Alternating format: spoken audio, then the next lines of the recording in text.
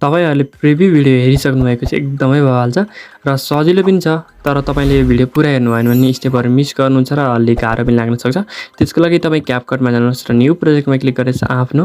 4 वटा फोटो लिएर आउनुहोस् आफ्नो ल्याए पनि जसको ल्याए पनि 4 वटा फोटो आवश्यक पर्छ 4 वटा फोटो लिएर आउनुहोस् त्यसपछि तपाईले अलि थोरै यता सार्नु हो भने फर्मेटको अप्सन देख्न सक्नुहुन्छ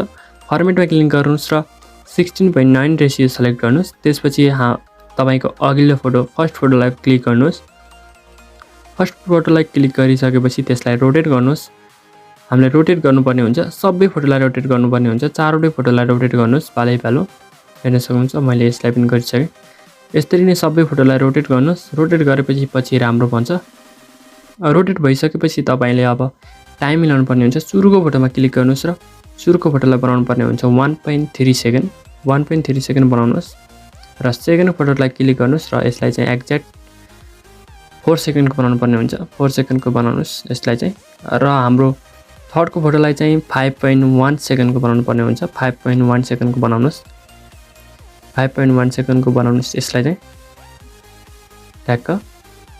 अनि त्यसपछि लास्टको फोटोलाई चाहिँ 0.9 सेकेन्डको बनाउनु पर्ने हुन्छ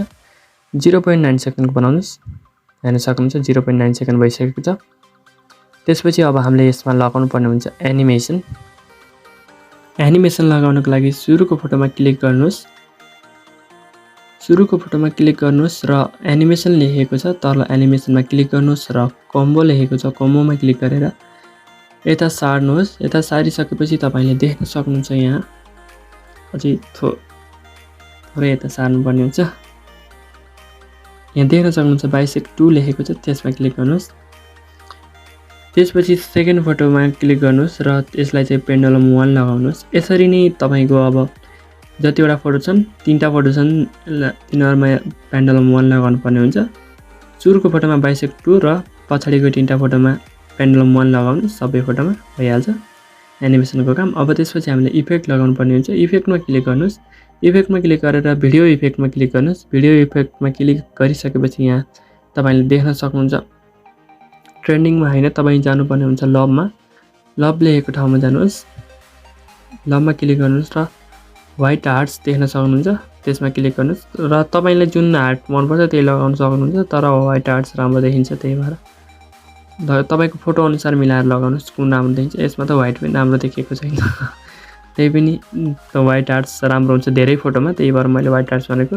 र यो भिडियोमा पनि यस्तै नै छ तपाईले जुन पनि लगाउन सक्नुहुन्छ त्यसपछि तपाईले फेरि एनिमेसनमा क्लिक गर्नु इफेक्टमा क्लिक गर्नुस् र अनि तपाईले देख्न सक्नुहुन्छ डिटेल्स र त्यसमा गएर मटेरियल्स लेखेको छ उता त्यसमा क्लिक गर्नुस् र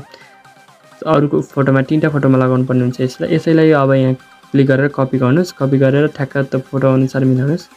फोटो अनुसार मिलाइदिनुस् फोटोको सेकेन्ड जति छ त्यति अनुसार मिलाइदिनुस् यसलाई पनि कपी गरेर ठ्याक्क फोटो अनुसार मिलाउनुस्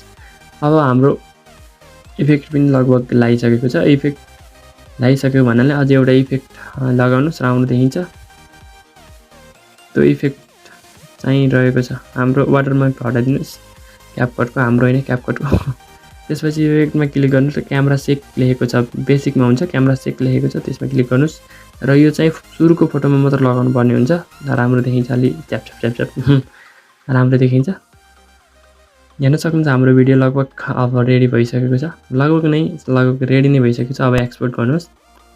एक्सपोर्ट हुने जरी हाम्रो च्यानललाई भिडियोलाई लाइक गरेर हाम्रो च्यानललाई सब्स्क्राइब गर्नु होला यस्तै भिडियो ल्याउँछु म अब डनमा क्लिक गर्नुहोस् र त्यसपछि न्यू प्रोजेक्टमा क्लिक गर्नुहोस् न्यू प्रोजेक्टमा क्लिक गरिसकेपछि अब त्यो एक्सपोर्ट भएको भिडियो लिएर आउनुहोस् अनि त्यसपछि फर्मेटमा क्लिक गरेर 9.16 रेशियोमा क्लिक गर्नुहोस् किनकि टिकटकको लागि हो अब त्यसलाई क्लिक गर्नुहोस् भिडियोलाई क्लिक गर्नुहोस् र एडिटमा जानुहोस् र अनि त्यसपछि रोटेट गर्नुहोस् ठ्याक्क मिल्ने गरी रोटेट गर्नुहोस् थोरै नमिलेको जमिन जुम गर्न सक्नुहुन्छ मेरो चाहिँ मिलेको छ त्यही भएर मैले के गर्न परेन तपाईले पनि मिल्ने गरी गराउनुहोस् केही गर्न पर्दैन अनि वाटरमार्क हटाइदिनुस् भिडियो लगभग रेडी भइसकेको छ अब यसमा साउन्ड हाल्नु पर्ने हुन्छ म्युजिकको लिंक चाहिँ मैले डिस्क्रिप्सनमा दिनेछु डिस्क्रिप्सनमा चेक गर्न नबिर्सिनु होला त्यसपछि म्युजिक हालिसकेपछि हाम्रो अब भिडियो रेडी भइसकेको छ यो भिडियो अब एक्सपोर्ट गर्दा हुन्छ र हाम्रो च्यानललाई सब्स्क्राइब गर्न चाहिँ नबिर्सिनु होला किनकि यस्तो प्रकारको भिडियो मैले लिएर आइनै रहन्छु र अब भिडियोलाई